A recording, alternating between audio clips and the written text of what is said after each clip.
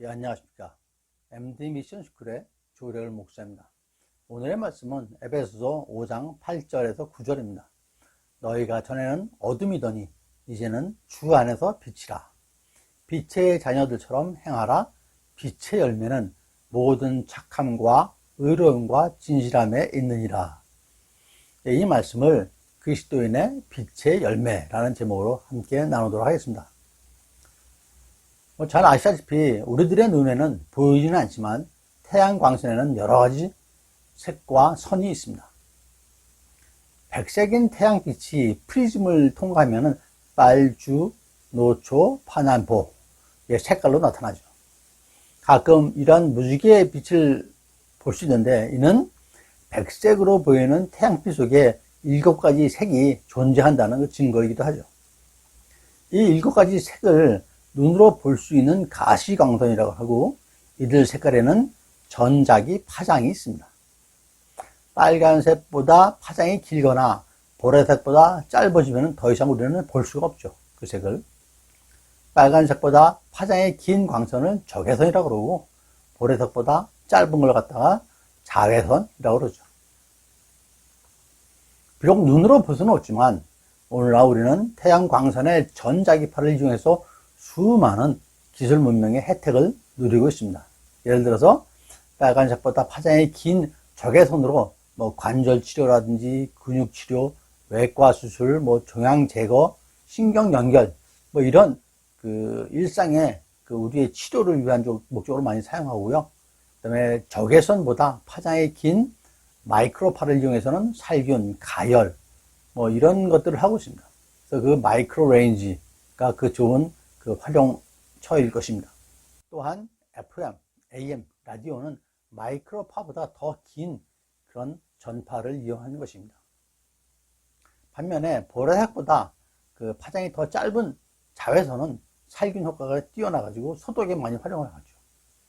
자외선보다 파장이 더 짧은 그런 X선은 아시다시피 엑스레이 촬영할 때죠. 100여 가지가 넘게 활용이 된다고 합니다. X선도. 또 X선보다 더 짧은 게 있죠. 감마선이라고 합니다. 암 치료라든지 금속 재료의 내부의 결함을 탐지한다든지 그런 데 활용을 한다고 합니다. 이처럼 우리의 눈에는 보이지 않지만 태양 광선에는 여러 종류의 선과 색이 있습니다. 장파로부터 초단파에 이르기까지 전자기파도 있습니다. 이렇게 빛이 없으면 인간은 살 수 없을 뿐만 아니라 이것을 이용한 기술 문명의 혜택들을 수없이 누리고 있는 것이죠. 인류 문화와 생활에 유용한 광선을 만드신 이 엄청난 일을 하신 분이 누구시죠? 예, 하나님이십니다.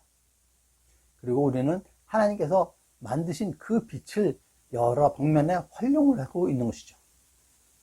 오늘은 이 빛에 대해서 같이 말씀을 나누고자 합니다. 첫 번째로 하나님만이 빛을 창조하십니다. 스스로 빛을 내는 물체를 발광체라고 하죠. 그리고 그 빛을 받아서 다른 물체로 보내면 반사체가 됩니다.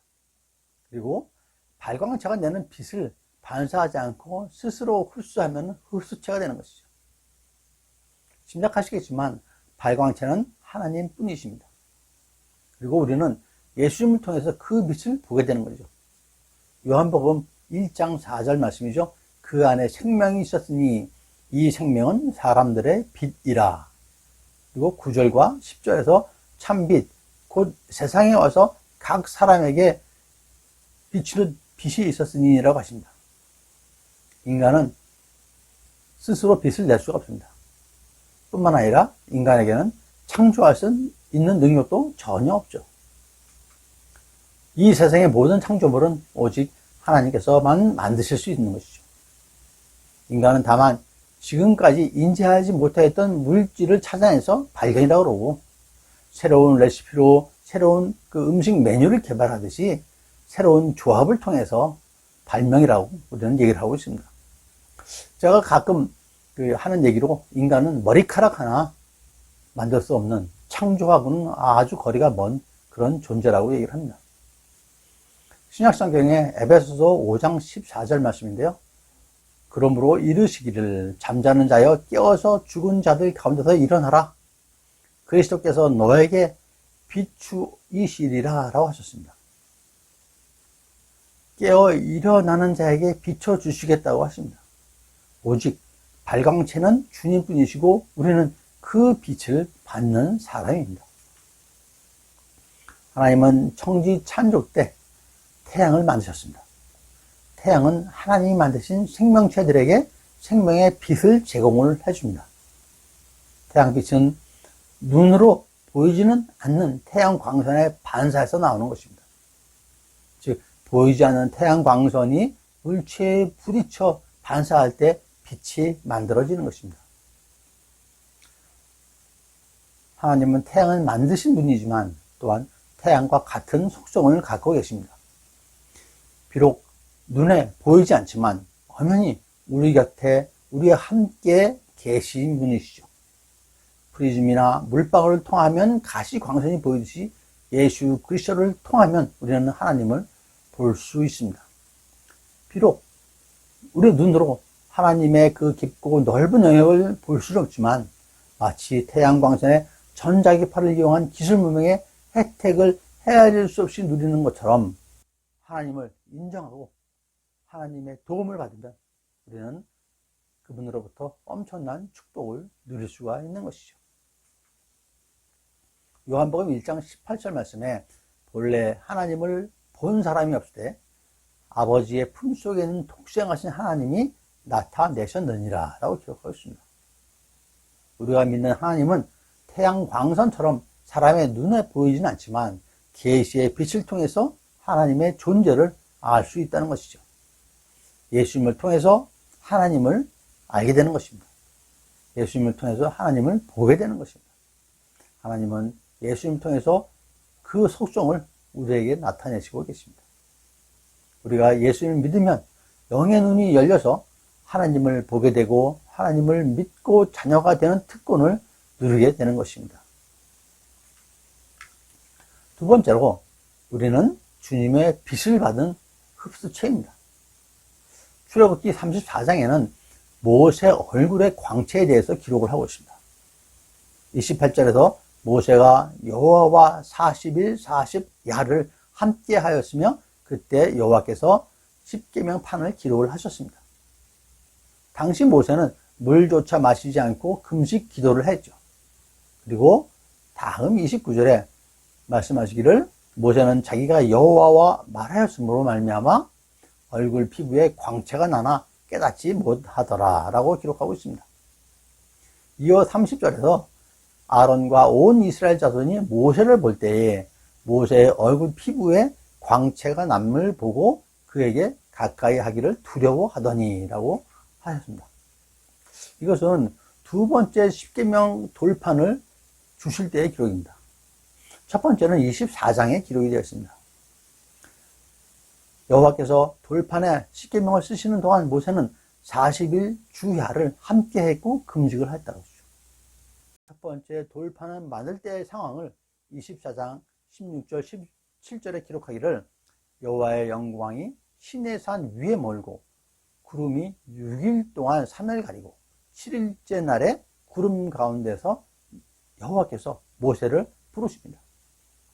그때 산 위에 여호와의 영광이 이스라엘 자손의 눈에 맹렬한 불같이 보였고 모세는 구름 속으로 들어가서 산 위로 올라갔다라고 기록을 하고 있습니다.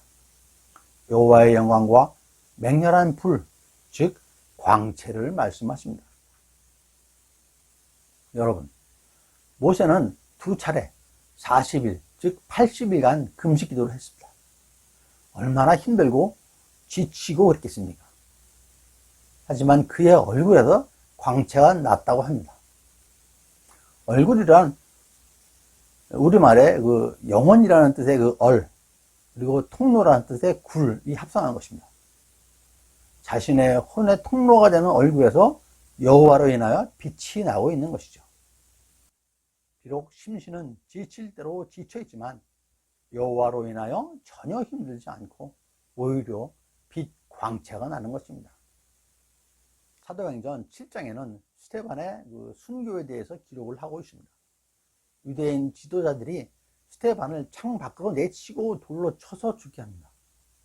스데반이 이러한 죽음을 당한 것은 57절에 하늘이 열리고 인자가 하나님 우편에 서신 것을 보노라 라고 외쳤습니다. 그때 그렇게 당한 것입니다.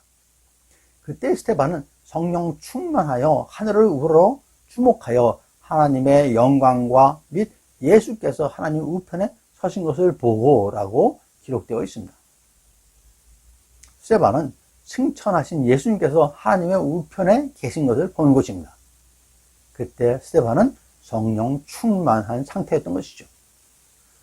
즉 성령 충만하면 볼 수가 있습니다. 또한 모태로부터 성령 충만함을 받은 사람도 있습니다. 세례 요한이죠.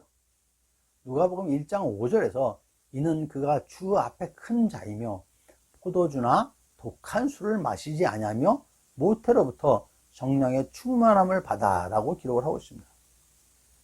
또한 사도행전 2장 4절에서는 오순절 날에 함께 모인 사람들이 모두 성령의 충만함을 받았다고 기록하고 있고, 저 뒤에 10장 45절에서는 이방인들에게도 그러한 성령을 부어주셨다고 기록되어 있습니다. 여기서 우리가 주목해야 할 것은 성령 충만은 내 힘으로 되는 것이 아님을 알 수 있습니다. 주님께서 부어주셔야 합니다. 충만의 헬라어 기본형은 프레오입니다.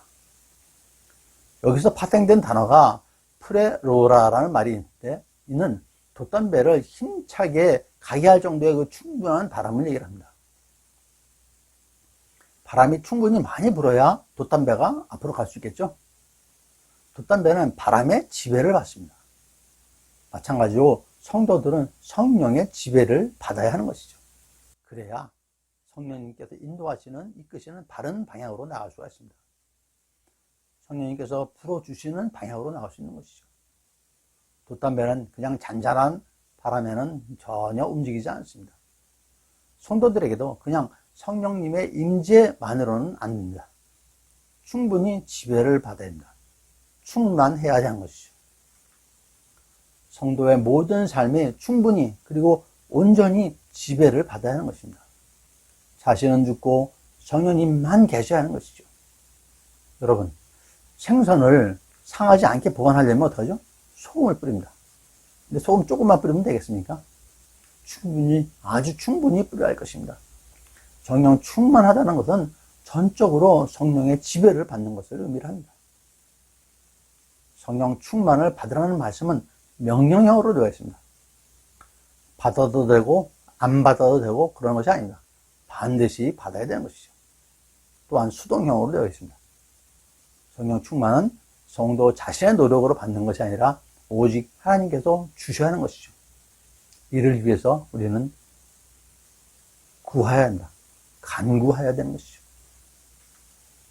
주님은 발광체인 빛 자체이시고 우리는 주님의 빛을 흡수하는 흡수체입니다.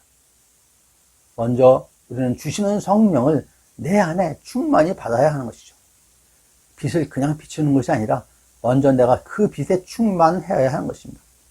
스폰지가 물을 품듯이 충분히 성령으로 젖어야 합니다. 성령 충만한 온전한 그리스도인이 되어야 하는 것이죠. 세 번째로 우리는 주님의 빛을 비추는 반사체입니다. 반사체란 태양과 달의 관계와 같습니다. 예수 그리스도를 영접하고 구주로 믿는 자에게는 그 삶 자체가 그리스도의 반사체일 수밖에 없습니다. 반사체란 그리스도와 지속적인 영적 교류가 있어야 합니다. 반사체는 스스로 빛을 만들어내지 못하기 때문에 발광체로부터 빛을 받지 못하면 반사할 수가 없습니다. 주님으로부터 한순간이라도 빛을 받지 못하면 반사가 안 되는 것이죠.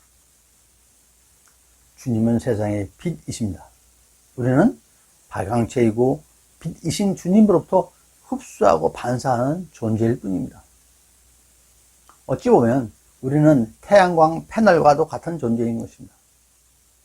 태양광 패널은 흡수한 태양열 에너지를 모아서 전기 에너지를 만들어서 공급을 해줍니다. 태양광 패널이 나오기 전에는 반사체라는 용어가 더 적합했을지 모르겠지만 지금 시대에는 태양광 패널이 더욱 적합한 표현이지 아닌가라고 생각을 합니다. 태양열을 충분히 받아야 전기를 만들어서 공급해 줄 수 있듯이 먼저 내가 성령으로 충만해야 하는 것이죠.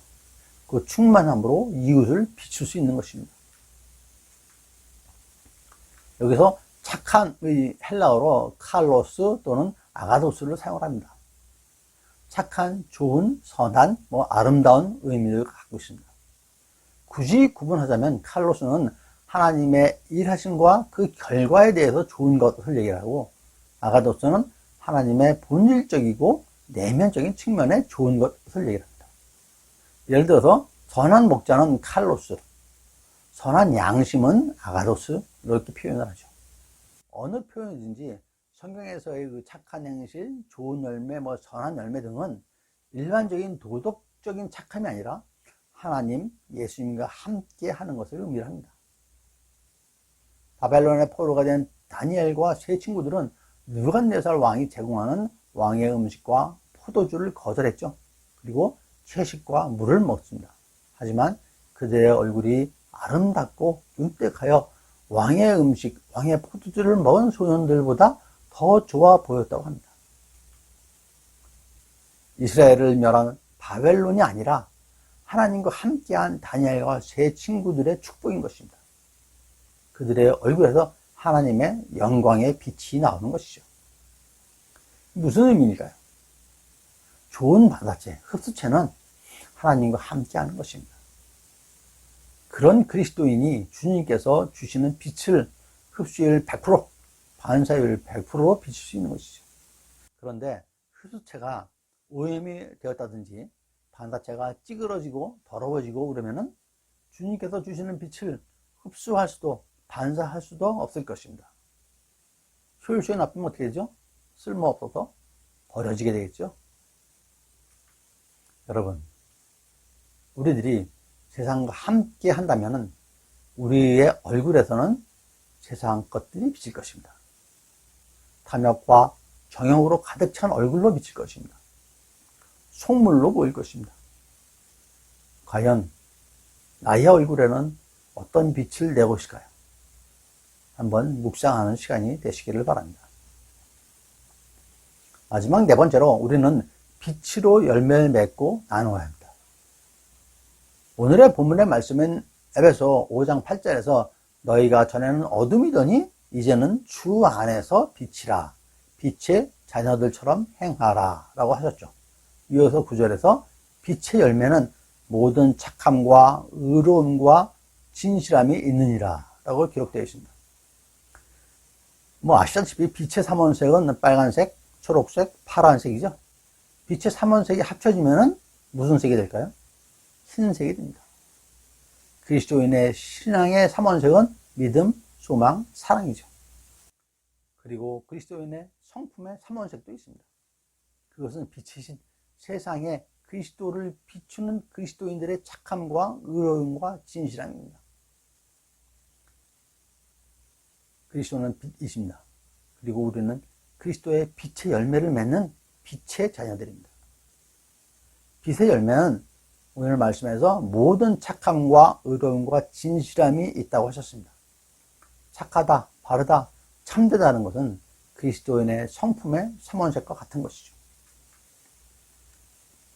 빛의 자녀들은 그리스도인들의 모든 아름다운 빛은 각자가 가지고 있는 착함과 의로움과 진실함이 얼마나 되고 또 어떻게 섞이느냐에 의해서 만들어지는 것일 것입니다. 삼원색이 합치면 온전하고 깨끗한 흰색이 되듯이 성품의 삼원색인 착함과 의로움과 진실함이 모두 합쳐진 그리스도인, 온전한 그리스도인인 것입니다. 에베소서 5장 9절에서 모든 착함과 의로움과 진실함이라고 하셨습니다. 우리가 주님과 함께하면 온전한 그리스도인 성품이 되어 그리스도를 세상에 비추는 빛이 되는 것입니다. 착함의 헬라어는 아가도시네라고 합니다. 앞서 말씀드린 아가도스의 파생어이죠. 좋은, 선한, 아름다움의 의미를 담고 있다고 말씀을 드렸습니다. 그럼 하나님의 착하고 선하고 아름다움은 어디서 나오겠습니까? 하나님의 사랑, 아가페 사랑의 지배를 받습니다. 앞에 사랑에 지배를 받는 마음에서 나오는 것이죠. 그러므로 착함의 의미하는 하나님의 사랑에서 비롯된다는 것이죠. 십자가 사랑이고 이웃 사랑인 것입니다. 형제와 이웃과 세상을 위해서 자기의 것을 내어주는 그런 사랑을 의미를 합니다. 의로움의 헬라어는 디카이오시네입니다. 이것은 잘 아시는 거룩함, 의로움, 흠 없는 그런 의미의 디카이오스에서 파생되는 말입니다. 이는 하나님과 함께 바로 서 있는 삶을 의미합니다. 고린도후서 5장 21절 말씀에 하나님이 죄를 알지도 못하신 자로 우리를 대신하여 죄를 삼으신 것은 우리로 하여금 저희 안에서 하나님의 의의가 되게 하려 하심이라 라고 기록합니다. 마지막으로 진실함의 헬라어는 알리테미아입니다. 이는 속임이 없는 그런 의미를 갖고 있습니다. 예수님은 사탄을 거짓말쟁이요 거짓의 아비라고 하셨습니다. 에베소서 4장 25절 말씀인데요. 그런즉 거짓을 버리고 각각 그 이웃으로 더불어 참된 것을 말하라. 이는 우리가 서로 지체가 됨이라. 우리는 교회 안에서나 밖에서나 이웃으로 더불어 참된 것을 말해야 하는 것이죠. 그렇게 될 때 우리는 서로에게 해를 끼치는 이웃이 아니라 서로를 믿고 함께하는 공동체가 만들어지는 것입니다. 여러분, 우리는 온전한 그리스도인으로 온전한 빛을 비추어야 합니다. 주님의 빛을 충만히 품고 열매를 맺어 사방에 비추어야 합니다. 착함, 의로움, 진실함의 삼원색을 모두 온전히 비추어야 하는 것이죠. 발광체이신 하나님으로부터 받은 빛을 바르게 비추어야 합니다. 온전한 흡수체, 온전한 반사체가 되어서 사방에 이웃에 비추어야 할 것입니다. 말씀을 정리하겠습니다. 다윗은 시편 109편에서 고백하기를 103절에 주의 말씀의 맛이 내게 어찌 그리 단지요 내 입의 꿀보다 더 단하이다. 그리고 105절에서 주의 말씀은 내 발의 등이요 내 길의 빛이니라 라고 합니다. 그리고 이어서 116절에서 주의 말씀대로 나를 붙들어 살게 하시고 내 소망이 부끄럽지 않게 하소서라고 간구합니다. 요한복음 1장 1절에 잘 아시는 말씀이죠. 말씀이 곧 하나님이라고 하셨습니다. 하나님이 말씀이고 빛이십니다. 주님의 자녀인 우리들은 발광체이신 하나님으로부터 말씀의 충만함을 받아 세상에 비추어야 하는 것이죠. 흡수체가 되어서 주님의 말씀을 충만히 품고 그 충만함으로 세상을 비추어야 할 것입니다. 그것이 우리의 소명입니다.